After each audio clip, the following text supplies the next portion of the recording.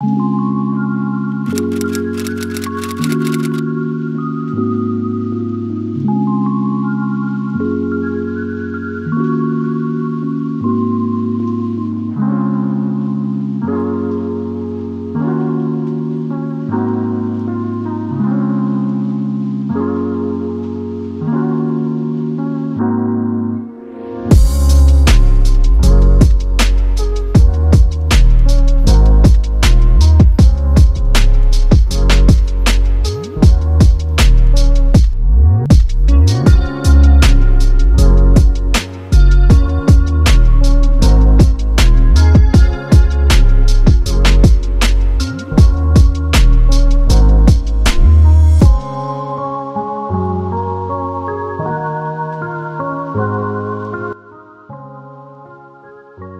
tout le monde, j'espère que vous allez bien. Ça fait longtemps que j'ai pas fait un format un peu plus vlog comme la vidéo d'aujourd'hui et ça m'avait manqué, j'espère qu'à vous aussi.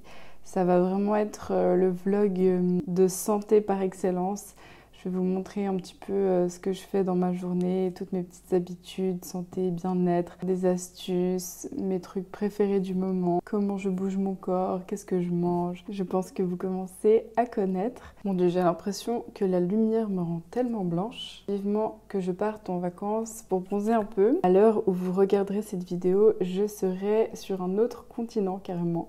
Je serai à Singapour. Je pars avec ma famille, mon chéri. Ça va être trop chouette. J'avoue que je ressens quand même avoir besoin de vacances là, donc j'ai trop hâte. Donc ce matin, je me suis levée, j'ai fait un petit peu de ménage. Franchement, hier soir, dimanche soir, on avait la flemme. On a cuisiné des pizzas maison.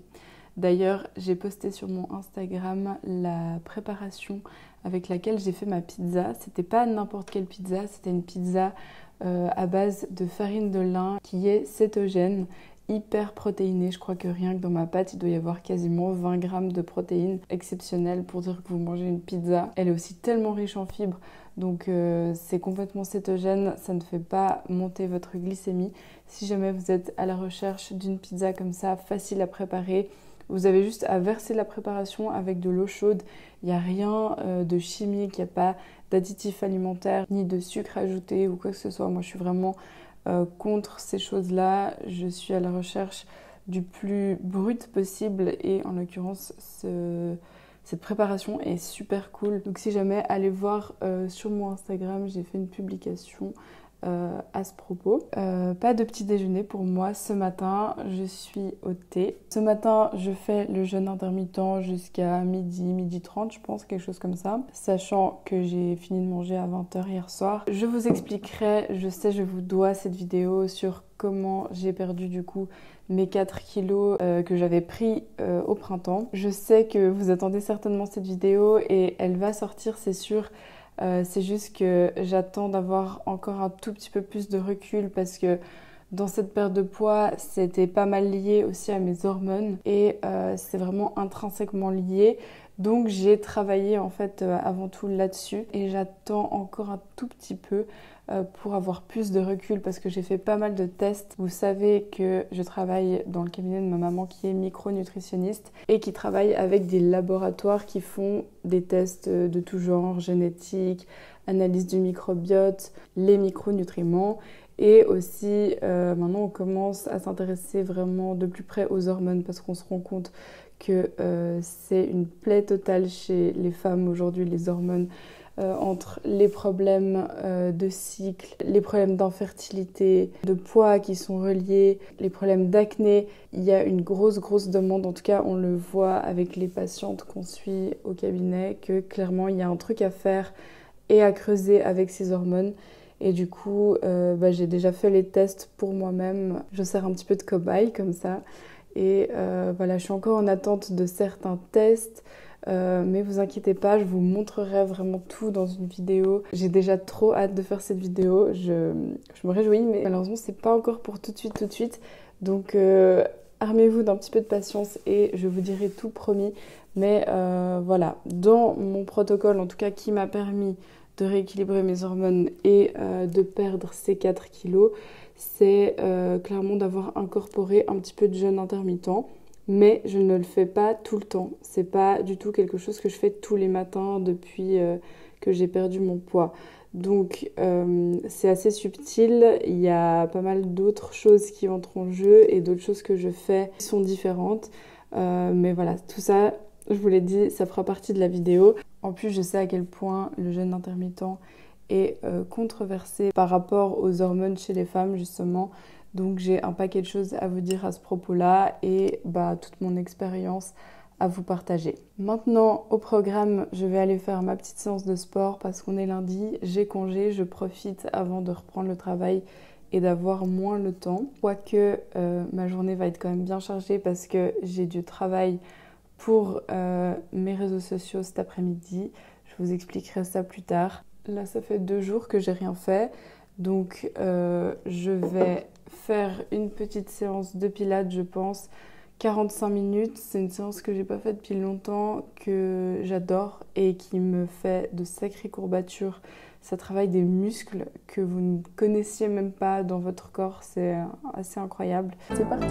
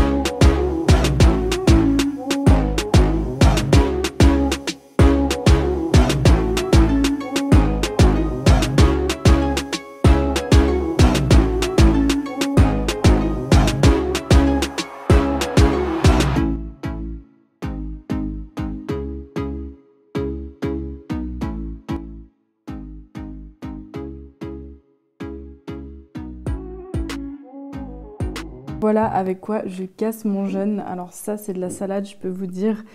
Il y a en tout cas 30 grammes de protéines, ça c'est un non négociable. Je casse mon jeûne, je m'assure d'avoir toujours 30 grammes de protéines dans mon assiette. Ici, j'ai un gros œuf. Je pense qu'il doit y avoir 9 grammes de protéines dans cet œuf, plus 150 grammes de poulet, ce qui équivaut à 27 grammes de protéines plus ou moins, plus encore des lardons, clairement en dessus des 30. Donc c'est parfait, je dis 30 minimum, mais si c'est 40, 45, il n'y a pas de souci, au contraire même. Surtout que là, je viens de faire du sport, donc il faut vraiment ces protéines pour pouvoir bien conserver ma masse musculaire, quitte à la fortifier un petit peu, parce que c'est super important. Je vous le dis dans toutes mes vidéos, mais c'est vraiment la clé de la santé, la conservation des muscles. J'ai super faim là, j'avoue que c'est difficile de résister. En gros, j'ai mis une base de salade verte avec une grande carotte bio entière que j'ai découpée en petits dés. J'ai mis donc mon œuf, mes lardons, mon poulet, beaucoup de coriandre. La team coriandre, je vous attends dans les commentaires. Des pistaches, j'adore ça. Il n'y a pas un jour où je mange pas de pistaches, je crois. C'est comme mon chocolat noir. J'ai mis des pignons grillés. Si vous avez jamais essayé de les griller, vraiment ça fait toute la différence, c'est trop bon. Prenez une poêle, vous mettez un petit peu d'huile de coco au fond ou du ghee et vous les faites revenir et griller à la poêle, c'est trop bon dans les salades. C'est une sauce trop bonne. Donc c'est plus ou moins la même base que la sauce à salade que je vous ai déjà montré dans un vlog. Par contre, à la place de la mayonnaise, j'ai mis du beurre de cajou. Parce que la mayonnaise, je me suis rendu compte récemment que en fait, c'était à base d'huile de tournesol qui a été chauffée. Et du coup, c'est pro-inflammatoire, donc j'évite. Je vous parlerai des graisses pro-inflammatoires à éviter absolument. Si jamais ça vous intéresse et que vous voulez vous renseigner par rapport à ça, ma maman en parle dans sa dernière formation en ligne, en long, en large, en travers. Et c'est vraiment hyper important à savoir. Et c'est vrai que par inadvertance, j'utilisais la mayonnaise dans mes sauces à salade quotidiennes et c'est vrai que j'ai un peu zappé et tout d'un coup j'ai retourné l'étiquette quand même et je me suis dit purée mais mince, c'est de l'huile de tournesol. Donc petit changement, je remplace du coup pour faire une consistance un petit peu veloutée, un peu épaisse, c'est comme ça que j'aime bien les sauces à salade, par le beurre de cajou et j'ai rajouté avec du pesto. Donc en gros ma sauce à salade elle est au pesto et au beurre de cajou. C'est vraiment une pépite, c'est trop bon. Je vous souhaite un bon appétit. Vous commencez à me connaître, plus il y a de mélange d'ingrédients, plus c'est croustillant, plus j'aime. Et surtout on n'oublie pas la sauce. Hein. Parce qu'une salade sans sauce c'est horrible.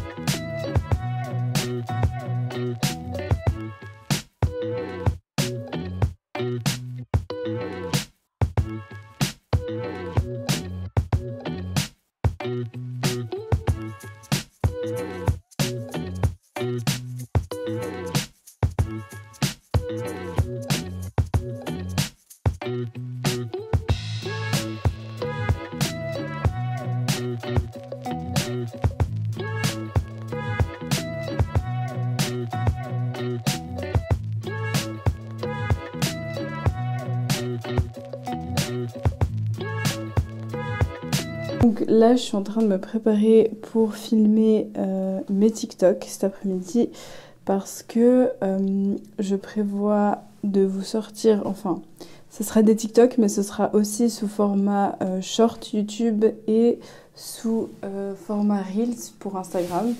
Ça va être des contenus courts, très informatifs, avec chaque jour une astuce santé, bien-être. Un boulot de dingue, c'est aussi pour ça que je suis un petit peu moins présente sur YouTube en ce moment. J'essaye vraiment de faire minimum une vidéo toutes les 2 semaines, donc un dimanche sur 2 en principe il y a une vidéo. En ce moment, c'est vrai que tous les dimanches j'aimerais bien. Je vais le reprendre un jour c'est sûr quand le défi à mon avis sera sorti. Je voulais vous montrer cette petite crème de la marque SoBio. Donc c'est un soin léger, hydratant à base d'aloe vera et d'acide hyaluronique. C'est vraiment super clean comme produit. Si jamais moi j'utilise une petite application où je scanne tous les QR codes de mes produits et ça donne en fait une note sur 20 de à quel point le produit il est toxique ou pas pour votre santé. Je vous parlais justement dans ma dernière vidéo sur pourquoi vous n'arrivez toujours pas à perdre du poids malgré tous vos efforts. Je vous parlais du rôle des toxines. Donc notamment, on a énormément de perturbateurs endocriniens dans nos produits. Par exemple, je me suis rendu compte que dans ce déodorant, le Borotalco, que j'utilise depuis des années, la note est absolument horrible. Enfin, c'est 0 sur 20.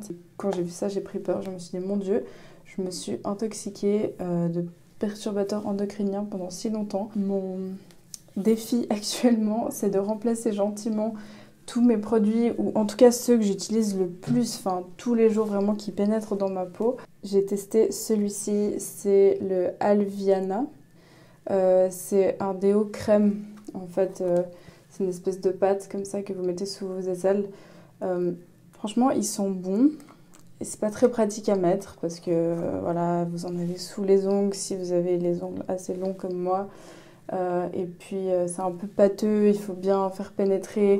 Je me suis tachée ma chemise juste après, enfin bref, pas top. Et puis j'ai aussi testé celui-ci de grande surface. En fait, j'essaie quand même de trouver des trucs de grande surface qui sont abordables et qui sont pas à 30 € le déo, quoi, parce que je trouve ça fou de mettre un prix aussi grand pour quelque chose que j'achète tous les mois. Donc j'ai aussi testé celui-ci de grande surface qui malheureusement ne fonctionne pas. Alors je suis un peu plus convaincue par l'efficacité de celui-ci. Ce que j'ai fait récemment, c'est que j'ai appliqué celui-ci et ensuite par-dessus celui-ci. Et comme ça, j'ai vu que c'était plus ou moins assez efficace. Celui-ci seul, après une grosse journée où il fait vraiment chaud et que je marche genre 12 000 pas, c'était pas incroyable. Après, évidemment, quand on est habitué à sentir la rose à la fin de la journée avec un truc aussi toxique, C'est vrai que ça perturbe un peu l'essence, mais bon. Si vous avez une marque de déodorant clean, dites-le moi s'il vous plaît. Dites-le moi dans les commentaires, je suis toujours à la recherche d'un déo qui est vraiment efficace, qui peut vraiment tenir toute une journée après le sport, etc. Et juste si jamais vous êtes curieux de savoir l'application que j'utilise, ça s'appelle Incy Beauty. Je vous écrirai si jamais à l'écran. Je vous invite vraiment à la télécharger, elle est gratuite. Et vous avez juste à scanner le QR de votre produit avec votre appareil photo. Et puis ça vous donne directement la note et la composition.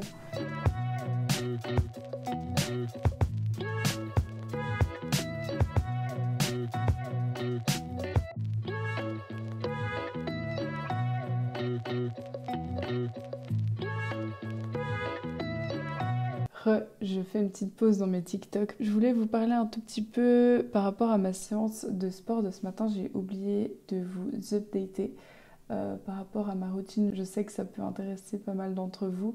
Je vous avais parlé que je m'étais inscrite dans un centre sportif, enfin fitness, dans lequel je faisais des cours collectifs, notamment de l'aquabiking, donc du vélo dans l'eau. On m'avait recommandé et il se trouve que j'ai adoré ces cours, donc j'ai pris un abonnement. Je vous avais parlé aussi des cours collectifs, j'ai pu en essayer quelques-uns, etc.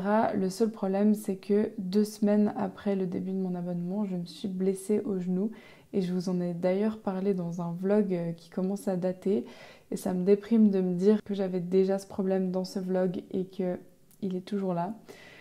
Mais ça a commencé avec une gêne au genou en fait qui est partie un peu en tendinite.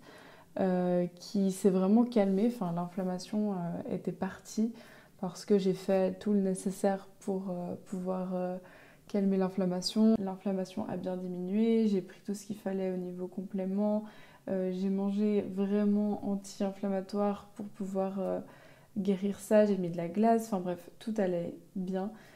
Sauf que en fait à chaque fois que je retournais à mon cours d'aquabiking, ça repartait de plus belle. En fait, j'ai vraiment l'impression que ça reflambait mon genou. J'ai fait un IRM, j'ai fait la totale, il n'y a absolument rien dans mon genou, donc c'est purement de l'inflammation. Ça commence un petit peu à me déprimer parce que ça fait bientôt 4 mois, je crois que je me traîne ça. Je commence sérieusement à me dire que je dois avoir un problème dans le corps au niveau de l'inflammation parce que je suis jeune, je fais tout ce qu'il faut au niveau mouvement, alimentation. Vraiment, je comprends pas et ma maman aussi ne comprend pas comment c'est possible que j'ai à ce point-là un corps qui s'inflamme en fait extrêmement vite. C'est assez frustrant quand on aime bien faire du sport comme moi. Et ben, en fait, je suis obligée de tout adapter.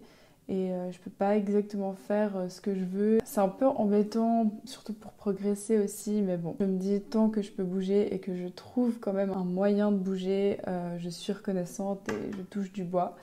Donc voilà, en fait, je suis pas condamnée à ne plus faire de sport. Je peux toujours en faire, comme vous avez vu ce matin. Par contre, je dois adapter en fait toutes mes séances dans le sens où tout ce qui est sur les genoux, vous savez, quand vous vous mettez à 4 pattes sur les genoux, ça je peux pas. Je privilégie du coup toutes les séances en fait debout. Et évidemment sans saut, sans impact, c'est assez compliqué de trouver ça. Alors encore plus dans un fitness en cours collectif, je me vois mal ne pas suivre ce que le prof fait en fait et rester là les bras croisés. J'ai dû me raisonner à résilier mon abonnement pour l'instant, à ma plus grande déception. Avec un peu de chance en 2024, j'espère que je pourrai recommencer. Mais c'est vrai que pour l'instant, je fais avec les moyens du bord et les moyens du bord, c'est justement les vidéos comme j'ai fait ce matin. Donc s'il y a des personnes dans mon cas qui ont des douleurs dans les genoux, je vous listerai si jamais mes séances préférées qui n'impliquent pas de douleur, en tout cas pour ma part, dans les genoux. Depuis 4 mois maintenant, je commence à avoir parcouru un peu tout YouTube pour trouver ça. Comme je vous le dis tout le temps sur cette chaîne, ici on vise la santé sur le long terme. Donc pour ma part, j'ai trouvé plus intelligent de résilier mon abonnement et de continuer à faire ce que je peux à la maison plutôt que de forcer, de quand même aller à ces cours et puis qu'à chaque fois je dois attendre 2 semaines pour que mon genou brûle moins. Un autre truc aussi que je voulais vous dire, c'est aussi une des raisons pour laquelle je suis moins présente au-delà de ma préparation des formats short, TikTok, Reels, etc. C'est qu'on développe actuellement avec ma maman des formations en ligne. Donc on a la première qui est sortie il y a 2 semaines, je crois, quelque chose comme ça. Je vous en ai parlé déjà dans mes 2 précédentes vidéos YouTube. Donc je vous remettrai le lien aussi en barre d'infos si jamais vous êtes curieux d'aller voir. Vous avez tout le descriptif, vous avez des extraits, des bandes annonces. Et c'est vraiment la formation de base sur l'alimentation, sur les besoins de notre corps. Pour moi, chaque humain qui a des besoins physiologiques et qui mange, j'espère que c'est votre cas parce que sinon, qui êtes-vous? Un alien peut-être? Devrait pour moi connaître ces fondamentaux. Vous pouvez pas en fait ne pas savoir ça quoi. Il faut vraiment être au courant. C'est tellement important pour votre santé et les impacts que ça a sur votre corps. J'imagine que si vous regardez cette vidéo, c'est que votre santé vous tient à cœur. Donc je peux que vous encourager. Et maintenant, on est déjà en train de préparer la prochaine qui sera au sujet de l'histamine. L'histamine, je vous en ai un petit peu parlé sur ma chaîne, mais justement, je voulais pas trop vous en parler parce que je savais qu'on allait faire une formation en ligne dessus. Et j'ai fait d'ailleurs un petit sondage sur Instagram il y a pas longtemps. Et il y a pas mal de personnes qui seraient intéressées, dans le sens où l'histamine, les gens ne savent pas forcément ce que c'est. Mais bien souvent, c'est la cause, la source en fait de plein de leurs problèmes. Les problèmes les plus communs avec l'intolérance à l'histamine, ce sont les problèmes de peau. Donc eczéma, urticaire, rougeur, rosacée, acné, tout ce qui est allergie. Donc des allergies de tout genre, acariens, poils d'animaux, pollen, fatigue, maux de tête, problèmes digestifs. Enfin, j'ai personnellement cette intolérance à l'histamine, donc je suis bien placée pour vous en parler. Et puis, dernière chose que je voulais encore vous dire, je sais pas si je vous l'ai dit sur YouTube, mais je crois pas. Je vais entamer une formation à partir de janvier 2024, une formation de nutritionniste. C'est décidé, ça s'est concrétisé il n'y a pas très longtemps. C'est ce qui m'appelle en fait au plus profondément de moi. J'ai vraiment l'impression que la vie me met certaines épreuves au niveau de ma santé et que je dois en faire quelque chose. En fait, je dois l'expérimenter, je dois galérer, je dois me renseigner, apprendre des choses pour pouvoir ensuite les partager et aider les autres. C'est vraiment ce qui m'anime et j'ai l'impression que c'est un peu ce que je dois faire et ce qui m'appelle clairement. Je fais le papier pour la bonne forme, pour avoir une certaine légitimité et puis voilà, un diplôme pour pas qu'on m'embête. Mais c'est vrai que honnêtement, avec toutes les connaissances que j'ai déjà, tout ce que je me renseigne déjà dans mon temps libre et tout ce que ma maman me forme en fait au quotidien parce que on se voit tous les jours au cabinet et on est les deux passionnés de la santé, on adore comprendre les fonctionnements du corps, etc. Et tous les jours, pendant nos pauses, on s'apprend des choses. Elle me tient au courant de tout ce qu'elle sait, de tout ce qu'elle met en pratique, elle, avec ses patients. En 2025, du coup, je serai officiellement nutritionniste. Voilà.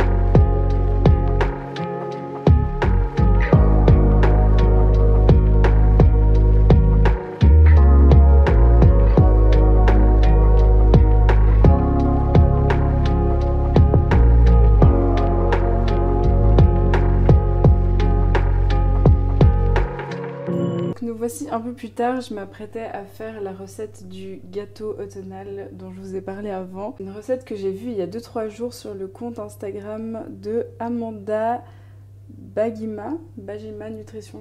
Elle fait plein de recettes cétogènes, des desserts qui ont l'air vraiment délicieux. Ça a l'air juste méga bon quoi. Pour la recette du coup, il vous faudra 100 g de farine d'amande, aussi 70 g de poudre d'amande, 50 g de purée de courge. C'est ce qui va tout changer justement, qui va nous apporter cette petite touche automnale. Ensuite elle met 50 g de beurre fondu, mais j'ai presque envie d'y aller avec la graisse de coco, enfin l'huile de coco pour ma part, parce que j'adore le goût. Et surtout dans un dessert sucré j'aime bien, donc si j'utilise du beurre j'utiliserai plutôt du ghee parce que le beurre chauffé ça devient une graisse trans qui est néfaste pour la santé. Donc voilà, l'huile de coco, au moins on n'a pas ce risque. Et justement le ghee et l'huile de coco c'est les deux seules graisses que l'on peut chauffer sans risque. Une cuillère à café de cannelle, une cuillère à café de vanille, une cuillère à soupe de poudre de coco. Alors je sais pas si c'est de la coco râpée comme ça ou si c'est de la farine de coco. J'avoue que je suis un peu perplexe, je sais pas trop, j'irai au feeling. Du sucrant keto, 75 g, alors ça me paraît un peu énorme. Personnellement je suis devenue tellement sensible au goût du sucre que il me faut très peu de sucrant pour mes desserts et j'évite quand même d'abuser de la stevia. Je vous en parlerai dans une prochaine vidéo justement par rapport à la stevia parce que j'ai des patients qui m'ont aussi posé la question au cabinet.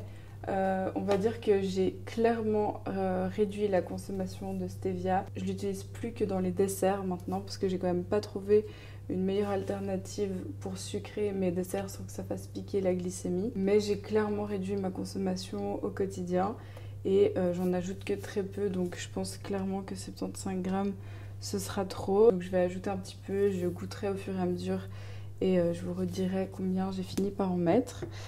Et après c'est vraiment très personnel, hein, la sensibilité de chacun au sucre. J'ai fait un dessert avant hier, mon copain m'a dit que ça méritait un peu plus de sucre et moi ça m'allait bien donc. Et puis quelques pépites de chocolat, donc malheureusement je n'ai pas de pépites de chocolat, j'ai encore pas trouvé des pépites de chocolat dans le commerce qui sont pas bourrées de sucre. Donc la meilleure alternative c'est que je casse en petits morceaux mon chocolat à 90%. Écoutez, c'est parti. Là c'est vraiment méga simple, je vais tout mettre dans un bol et ça va partir au four à 170 degrés pendant 35 minutes et je vous montrerai le résultat.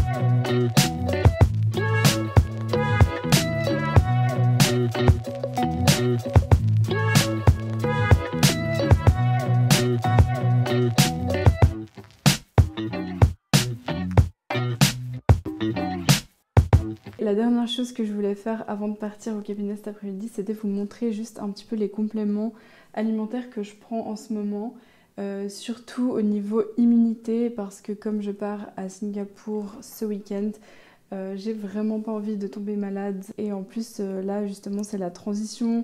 Début de l'automne, il y a beaucoup de grippe et de Covid qui reviennent en masse. Tous les matins, je me spraye en fait ce petit spray au fond de la gorge. C'est à la base de cypress et de zinc et en fait ça va vraiment faire une barrière protectrice et normalement ça devrait empêcher tout virus ou bactérie en fait de rentrer par là. Tous les jours je prends aussi de la même gamme, donc c'est Immunochoc. c'est vraiment pour l'immunité en particulier. C'est de Pilège. Vous commencez à connaître, je pense, depuis le temps que je vous en parle. Et ça, c'est pour le système immunitaire à base d'eucalyptus, de vitamine C, d'extraits de pas mal de plantes. Enfin voilà, donc j'en prends une en prévention aussi tous les jours. Ensuite, ça c'est quelque chose que je fais déjà toute l'année, mais je prends de la vitamine C en haute dose. Ici, j'ai 1000 mg par capsule, clairement pour la santé de manière générale. Et puis, bah, évidemment, le support au niveau de l'immunité, c'est un non négociable. Ensuite, mes petits oméga 3, 6, 9 que je prends aussi tous les jours. Toujours au niveau immunité, ce que je prends tous les jours, c'est la vitamine D3, K2. Parce qu'on va gentiment vers moins de soleil et ça, c'est hyper important de se supplémenter en vitamine D. Donc là, c'est 2 ou 3 petites gouttes tous les matins aussi. Niveau immunité, j'ai vraiment fait le max là. Je prends aussi de Bionops, ça s'appelle le Defense Nat. C'est des huiles essentielles en fait. C'est super bon. Je crois qu'il y a un tout petit peu de miel et en fait vous léchez 3 gouttes comme ça tous les matins. Et c'est vraiment des huiles essentielles pour vous donner un coup de boost. Au niveau immunité, si vous êtes déjà malade, ça va vous aider à tuer les mauvaises bactéries un peu plus vite au lieu de prendre des antibiotiques. Et évidemment, ce que je prends tous les soirs avant de m'endormir, ça fait partie de ma routine du soir, mais ça, je vous en parlerai plus en détail dans une vidéo consacrée à ça. C'est du magnésium. Magnésium marin qui est une source qui est bien assimilée et qui ne fait pas de diarrhée, contrairement à pas mal de magnésium. Ça, c'est le soir parce que ça me permet de m'endormir et de me relaxer. Après, je prends encore d'autres choses qui sont spécifiques à moi et plutôt spécifiques par rapport à mes hormones, à ce rééquilibrage hormonal. Donc ça, justement, je vous demande un tout petit peu de patience. Comme je vous l'ai dit en début de vidéo, ça viendra. Je vous expliquerai tout ce que j'ai pris, quoi, quand, comment. Mais voilà, pour l'instant... Niveau immunité, si vous avez un voyage où vous n'avez vraiment pas envie de tomber malade en ce moment parce que c'est pas le moment, voilà peut-être ce qui peut vous aider. Voilà, j'espère en tout cas que cette vidéo vous aura plu. Sur ce, moi je file au cabinet maintenant travailler. Je vous fais plein de gros bisous, j'espère que vous allez bien. En attendant la prochaine vidéo, prenez soin de vous. Bye!